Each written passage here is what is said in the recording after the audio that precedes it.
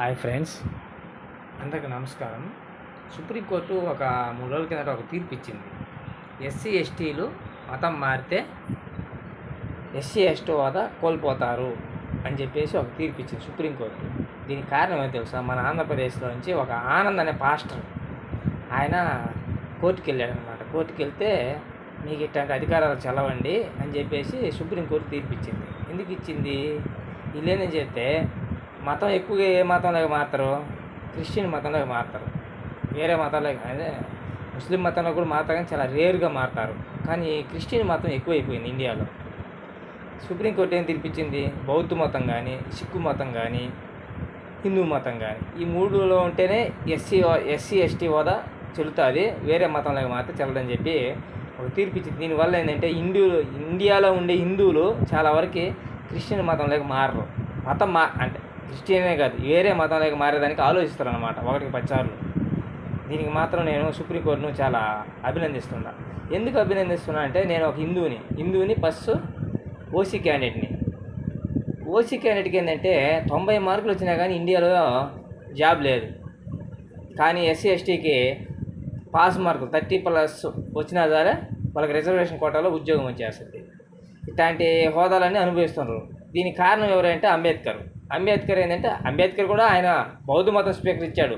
మనం బాగా గమనించాలి. అంబేద్కరు బౌద్ధ మతాన్ని అనుసరించాడు, క్రిస్టియన్ ఇవన్నీ తీసుకోలే, అనుసరించాడు. ఆయన రాజ్యాంగంలో ఏం రాశాడు? ఒక తరం వరకే రిజర్వేషన్ ఇచ్చాడు. అంటే మన తాత వరకే ఇచ్చాడు. మా నాన్నకి నాకు ఇవ్వాల రిజర్వేషను, మా తాత వరకు ఇచ్చాడు. ఈ రాజకీయ నాయకులు ఏం చేశారు? దాన్ని పొడిగించుకుంటూ వచ్చేసారనమాట. దానివల్ల ఏంటంటే, బాగా చదివే వాళ్ళకేమో ఉద్యోగాలు లేవు, ఈ ఎస్సీ ఎస్టీ కేటగిరీ కింద ఉద్యోగాలు వచ్చేస్తున్నాయి. దీంట్లో ఏంటంటే స్కిల్ డెవలప్మెంట్ అనేది తక్కువైపోతుంది. అంటే మంచి నాలెడ్జ్ ఉన్నోడికి ఉద్యోగం లేదు, మామూలుగా ఇట్లాంటి వాళ్ళ రిజర్వేషన్ కోటాలు ఉద్యోగాలు వస్తున్నాయి. అట్లాంటి వాళ్ళు నిర్మించడం వల్ల ఈ బ్రిడ్జిలు కూలిపోతున్నాయి. ఇవన్నీ చాలా జరుగుతూ ఉన్నాయి అన్నమాట. న్యాయ వ్యవస్థ కూడా డల్ అయిపోతూ ఉంది లోపాల వల్ల. అందువల్ల ఏంటంటే, నాకు తెలిసి సుప్రీంకోర్టు ఇన్ని సంవత్సరాల కంటే ఇంచుమించు మనకు స్వతంత్రం వచ్చి 80 ఏళ్ళు అవుతుంది. 80 ఏళ్లలో ఒక మంచి డెసిషన్ తీసుకుందని నేను అనుకుంటాను. ఒక హిందువుగా బాగా గుర్తుపెట్టుకోండి, ఒక హిందువుగా నేను ఎందుకు అప్రిషియేట్ చేస్తున్నా అంటే, ఇది ఎప్పుడో తీసుకోవాల్సిన నిర్ణయం, ఇప్పుడు 8 తీసుకున్నాను. ఇది కూడా రాజ్యాంగంలో రాసి ఉంది, ఊరికే రాయాల. 950 ప్రకారము ఎస్సీ ఎస్టీ కేటగిరీ కింద క్లాస్ 3 ప్రకారం రాసి ఉంది. ఏది సిక్కు మతం కానీ బౌద్ధ మతం కానీ తీసుకుంటేనే ఈ ఎస్టీ ఎస్సీ హోదా చెల్లద్ది, వేరే మతాలు లేకపోతే చెల్లదు.